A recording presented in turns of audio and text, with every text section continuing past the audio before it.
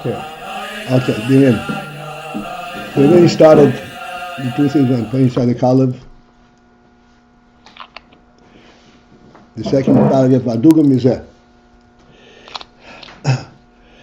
So we discussed, let me explain the Indian from Ilav Olul, and I think we really dug into it all the way to the end. But the Rebbe explains a phenomenal principle that after that the Olul gets its spackling, so to speak, gets the spirit of the Ilav, but that which is being bestowed, that which is being transmitted to him, he takes that, and through that he tries to draw near to the source of it, to the Ilul itself. As we discussed, he seeks to relate and to get the sense, where is this all coming from? Meaning to say, in simple terms, why is the Mashpia teaching this to me? What's behind it? Like we say all the time, this is important to understand. Seichel is rooted in ratzon. The reality of Seichel, what gives Seichel a reality is the ratzon that's behind it.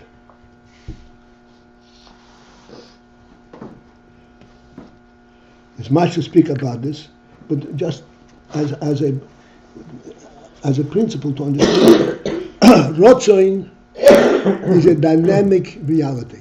Dynamic means it does not explain itself. This is the truth. This is it. Ratzon is something which comes from higher than Seichel completely. Ratzon is part of the Etzma Nefesh. Ratzon is part of the Chechaz HaMakifim in the Nefesh. Ratzon HaMoineg, as we know, these are the two koiches, quote-unquote koiches, in which the Nefesh itself expresses itself, is found. God forbid that somebody loses Ratzon, he's not alive. As long as he's alive, he has ratzon.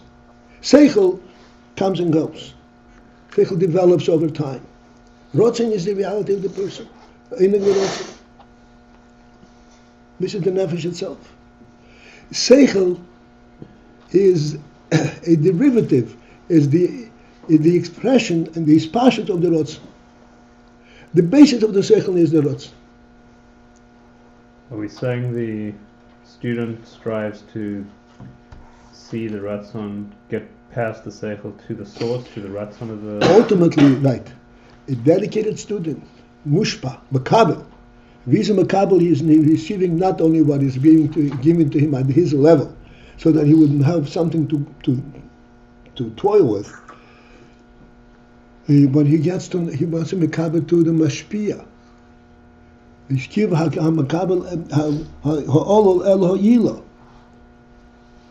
What's behind this?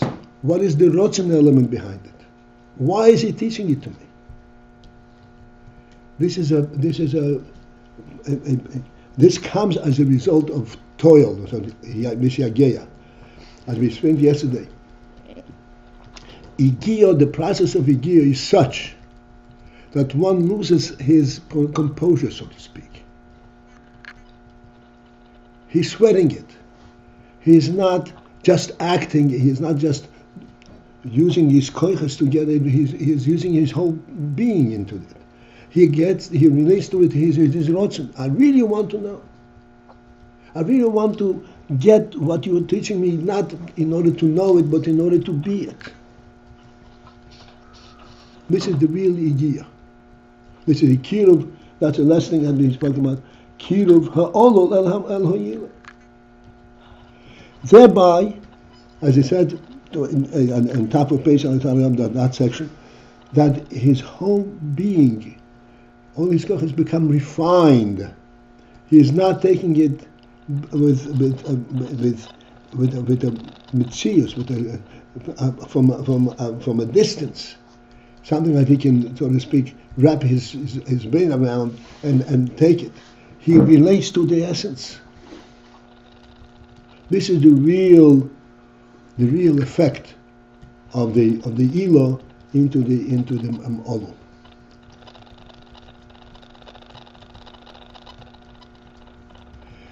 This affects the effect of this is that the entire personality of the Olul, in terms of the muscle of Mashpia, Mushpa, the entire personality of the Mushpa changes.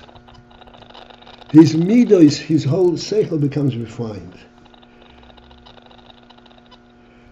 Let me put it in very, so to speak,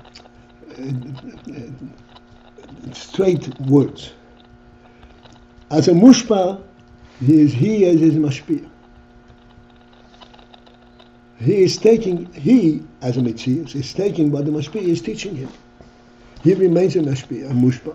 He remains a separate entity, a Metzius unto himself. And now he knows what the Mashpia is teaching him. He's giving him. Through Yigiyah, he does not sense the separation of him and the Mashpia. He knows because the Mashpia knows. Huh? Labor, toil.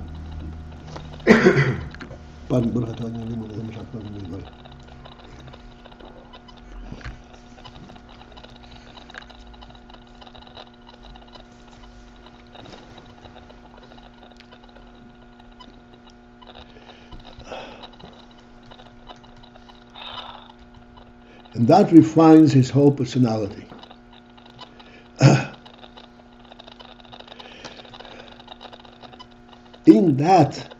At that level, what occurs is that the Olul understands the Ilah itself, not only that which is being given to him, but he understands the essence of the Ilah.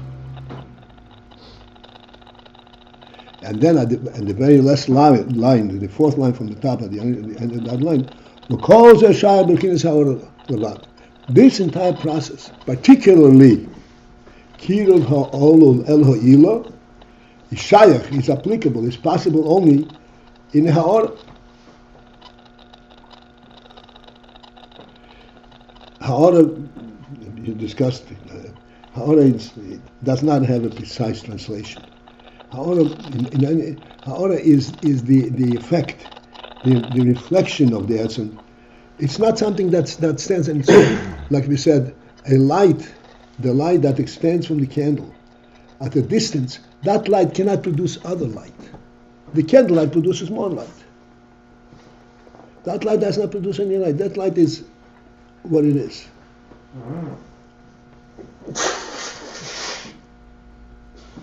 This is the Ha'ora. This Ha'ora is always dependent on its source. And it is a tendency, even in natural thought, when you see this light, you start looking, where is it coming from? You have light, it has to have, it's not real. Where is it coming from? You start tracing it, where's the candle?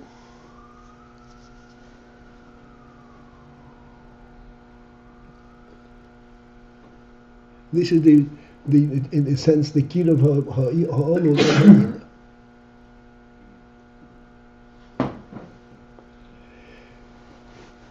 This whole inyan of Kiruv Ha'olul, that the Olul should understand the Ilah, is shayach only by Abchinas Ha'ora. Only the Ha'ora of the Ilah can participate in this type of relationship, that the Olul should be able to understand what the Ilah is about.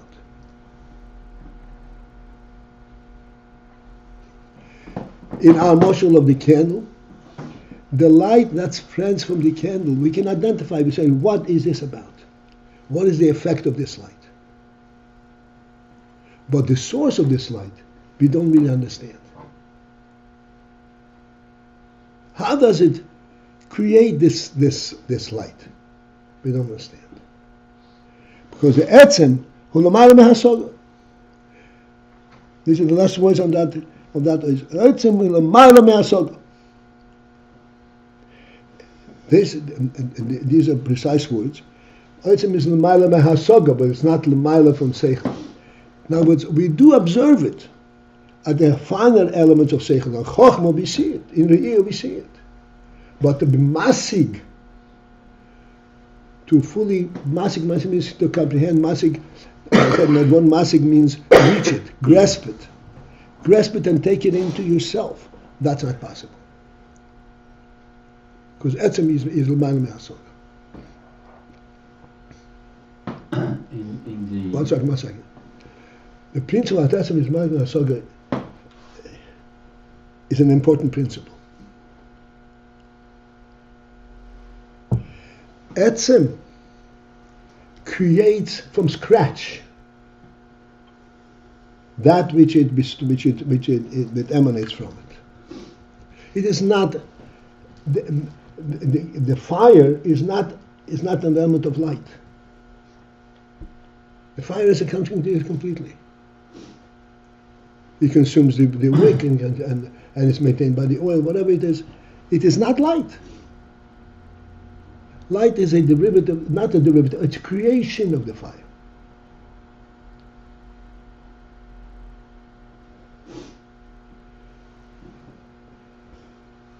We can observe it, but it's a mal mehasoga.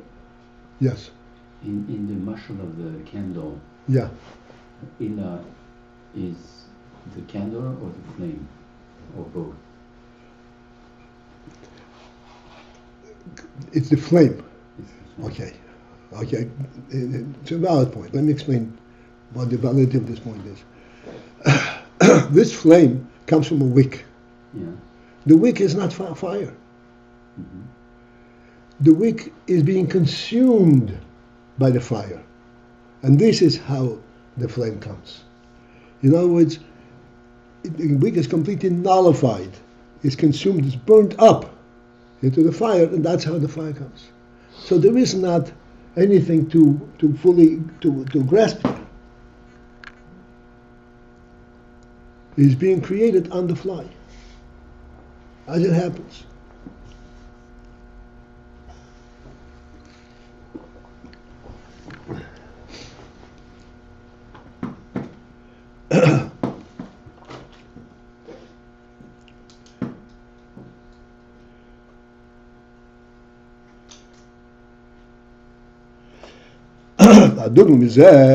Okay, we're starting in this section. The reflection of this, this is all a moshel, so to speak. Something similar to that is, from this we will understand how things are lamayla. Lamayla means how things come down from a lakus into the world.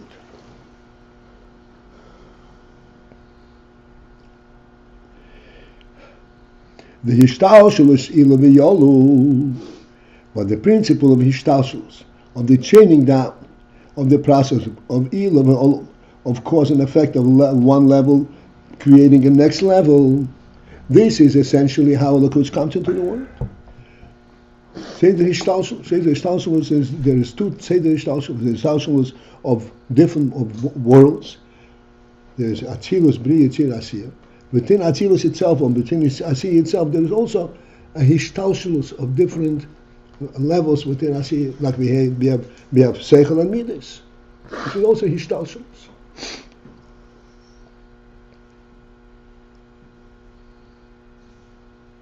The hishtalshelus ila v'yola l'mayla shayach rag is only possible by an soif in the oil in soif shenei de mitziyus v'lei mahusei.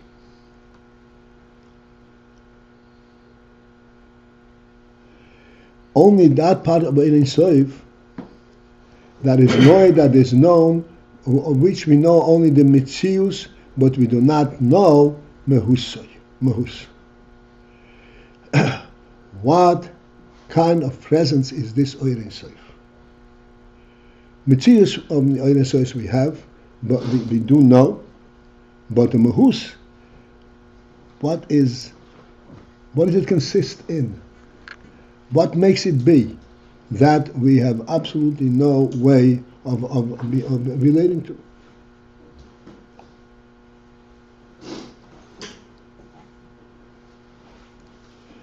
And the Rebbe discusses it a little bit. The bebchinas hametzius de'erin soif boruhu. Bebchinas, in the element, in the aspect of the metzius of ein soif boruhu. Or the Metzius means the presence of Ein Sof.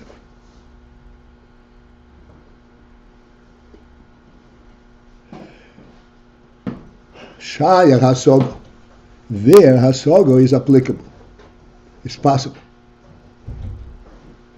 B'sham Shayach Inyan HaYishtalshelus. And thus there, and that's in this realm of the Metzius of Ein Sof.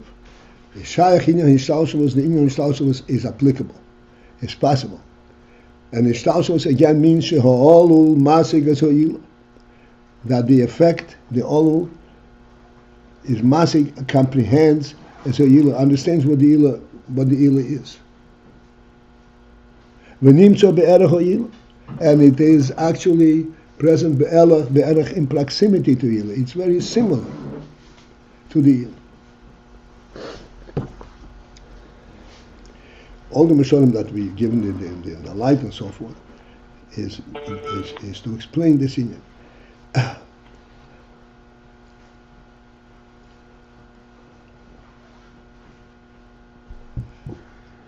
In terms of the motion of the candle light,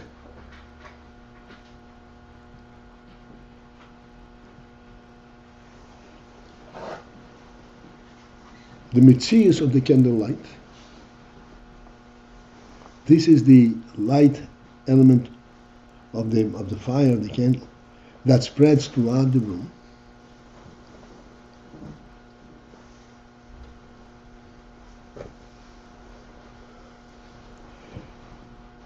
It's the actual presence of light.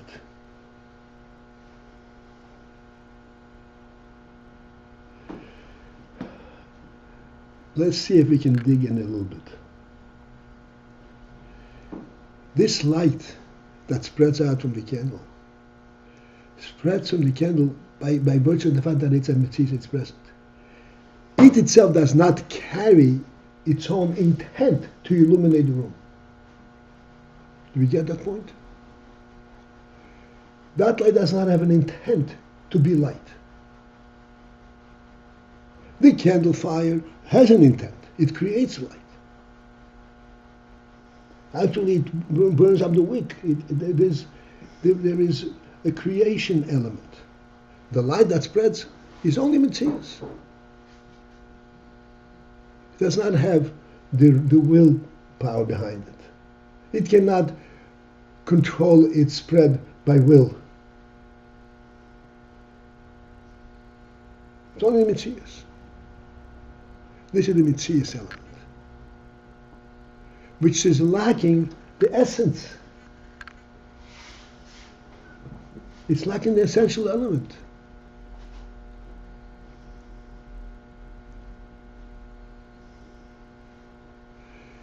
We had a whole discussion the other day, Mishlamiyas, and this is how the world understands, the secular world understands the world. There's only Metzius, no essence. There's no intent in the world. It just happens to develop in this natural process. It boggles the mind that people should accept such a thought and see a living world without a will.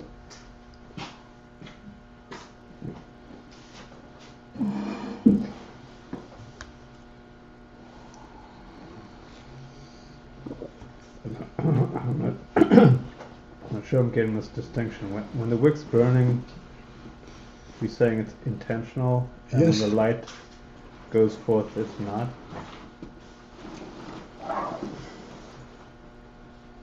The wick is being consumed. There's a whole function, a whole action that takes place to create this fire. By contrast, the light going... Because it goes without any effort, any intent. I thought the principle was no matter Try to extinguish the light that spreads from the candle. Right. I don't want you here. I thought the principle is that no matter the so-called physical process, there's always intent behind it. So Okay, that's if right. light moves, it doesn't move. If it That's right. To attribute, or more simply, to limit and to explain the physical process, just to the physical process itself, not to the source of it, is a very horrible error.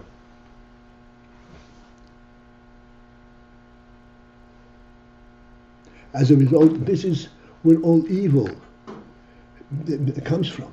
So there's no point in anything. No point.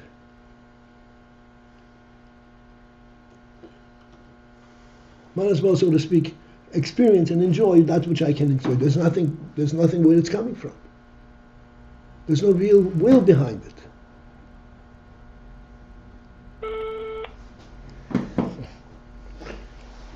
So, again, regarding this candle, it seems to be that's what's being said about the movement of light, that there's no intention behind it. No. The candle itself is constantly recreating itself. Fine, and the movement of the light, so too. What? No. We just said it's like automatic. Yeah, the light it does not create itself. It's been created by the candle, but it doesn't create itself. Can you extinguish the light that comes from the candle?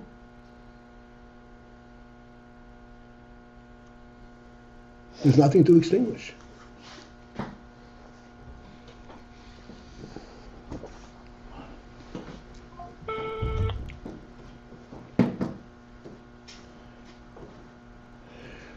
So coming back to the AYIN Soif, the way it is in Lamaila, he starts with saying only the mitzius. This is those mitzius. The mitzius of AYIN Soif. Mitzius of AYIN Soif means that which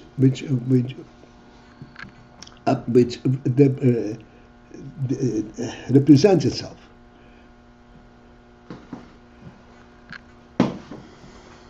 Demonstrates itself. Demonstrates its presence. Mitzius.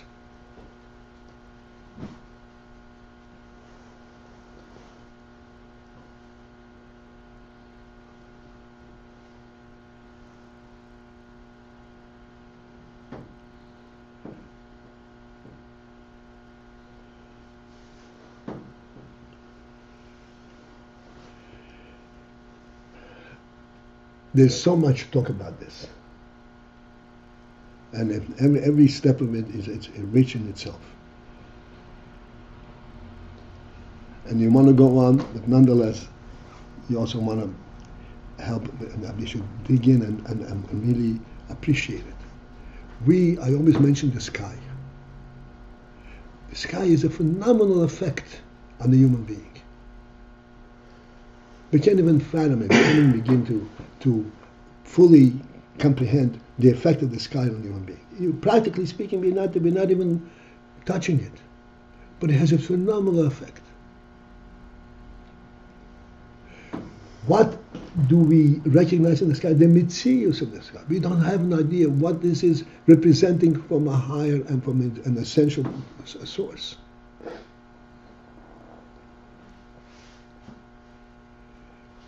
This we can see. And we can talk about it, what it looks like, and that it's a spread, it engulfs, and it embraces the world and so forth. But what does it represent? What was God's concept when He created the sky?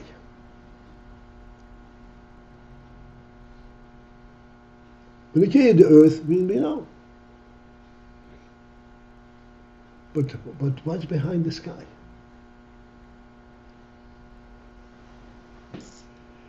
Then the mitzvah v'lei mahusei.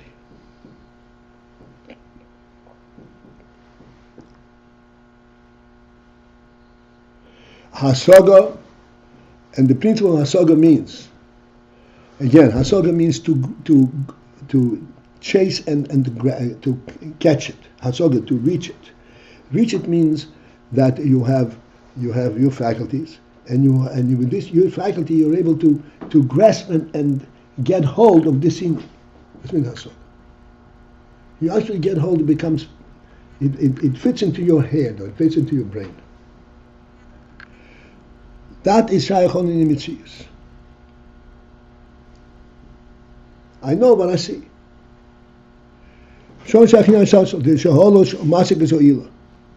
Okay, in the third line, the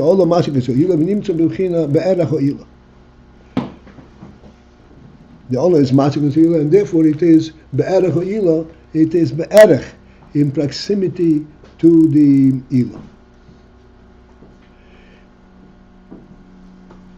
Coming to the illustration of this, of observing the sky.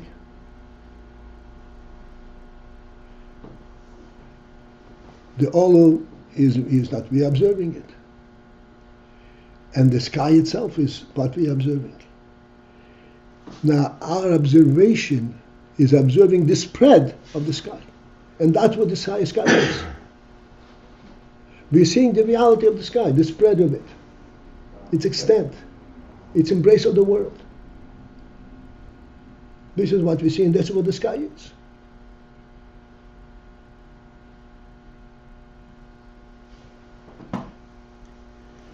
But in the Atzmus, in the Etzem, Sheine Musog, that is not graspable,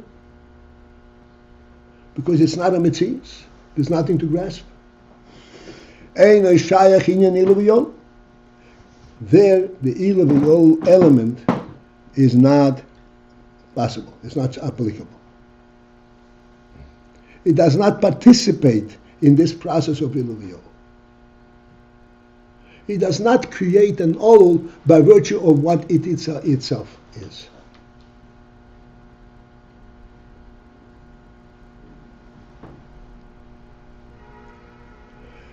Okay, now we're going a little deeper. V'zehu, and thus this is the intent, the meaning of what we say. The moichin the abba l'mayla mishtalshus. That moichin, it's called moichin the abba, moichin of chokhmah. Let us understand a little bit the reference point. Abba and Ima. Both are moichin. Why is this called Abba and this is called Ima? Abba is the initiator. Just like in the world, in Abba, the father. Who gives birth to the child? The mother. An interesting thing. The child is born by the mother and nursed by the mother and brought up by the mother. But we say, who created it? That's the Abba. The force behind it is the Abba. The will behind it is the Abba. This is what gives him the right of being. That's the Abba. Moichin the Abba means this is the Moichin that's called the source of everything. The instigator, the initiator, is l'mayla me'ishtalshus, is above the process of ishtalshus. Ishtalshus means chaining down because it cannot be comprehended. It's not part of the seichel process.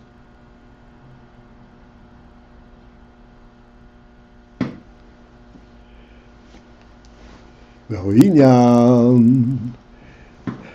elaborate on this inyan, behind this, to bring it out, so to speak, in our realm. Hine Yodua, for it is known, the Chochma Ubino Hein Re'iyah Ushmiya. That Chochma Ubino in our experience, at our level, at our faculty level, this is Re'iyah Ushmiya, is sight and hearing.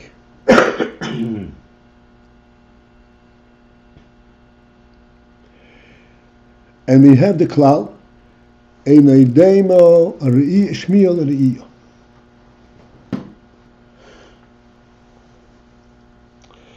Shmiya cannot be compared to Re'iyah.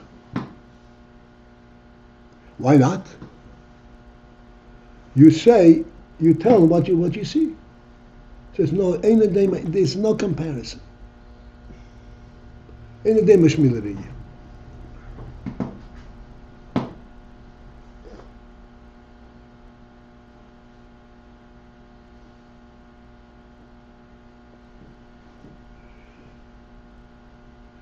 And the Rebbe elaborates a little bit. V'ha'hefresh beinayim yodua. The difference between them, to the point where we say that this is a principle. Ein adei mashmil riyah. There's no way to compare shmiyah to riyah.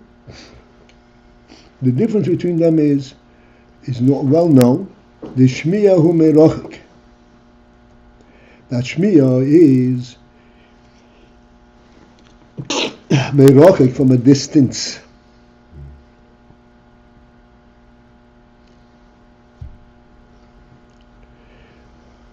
From a distance means that which you hear. To remain on this call, press 1.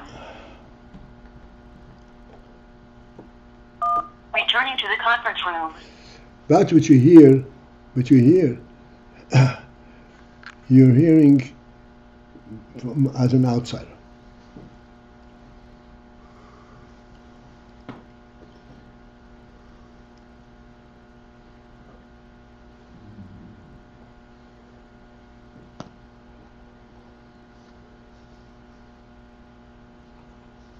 V'hainu, and that is rag, coming back to the terms that we use till now, hasogas mitzios hadover.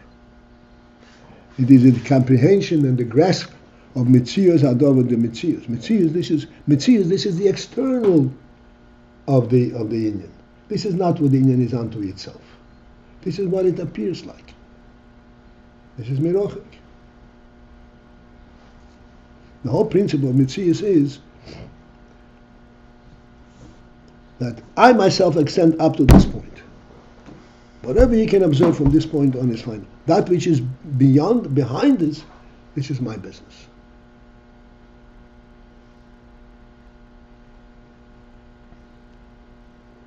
That's Mitzias.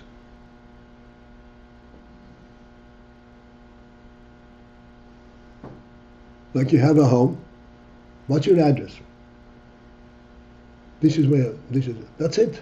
What's behind these walls? What's behind these doors? This is not your business. This is my business. I live there, not you.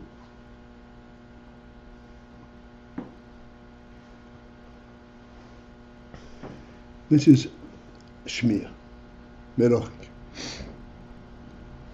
So you can know a lot of detail and a lot about it. No matter what you know only the mitzias of it, how it represents itself. Not what makes it be.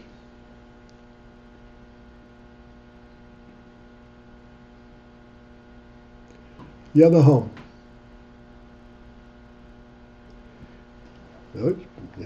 This is where he lives. What's behind the inyan that a human being has a home?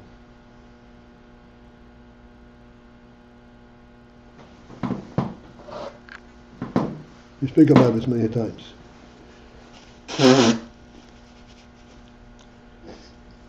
On the appearance, on the Shmiya level, the human being's home is similar to the animal's home. This is that which protects him from the elements and gives him shelter against elements or predators. But this is not the essence of the human home. By far not. That you don't see. That you have to be an insider. And still, this is left for tomorrow, Mitch. Okay, this is it for this morning. Have a great day.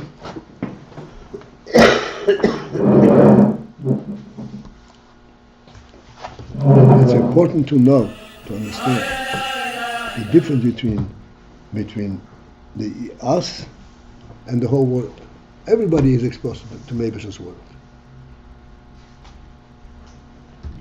Yidden were made to be insiders, to know and to relate what's behind the walls.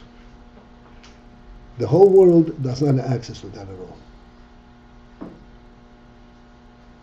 That's why the whole world can build a beautiful world. And they can build institutions. It's all on the Metzias level. There is not a godly element in them. Yidden, on the other hand, they bring the godly spirit with them, because that's where they're coming from.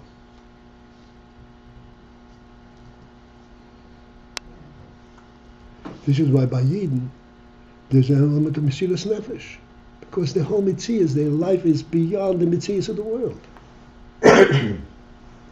They can have Mesiras Nefesh. They know where to stop.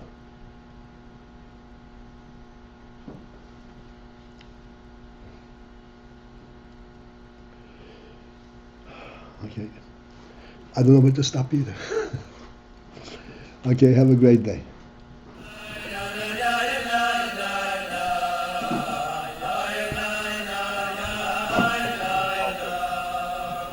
PALTIEL.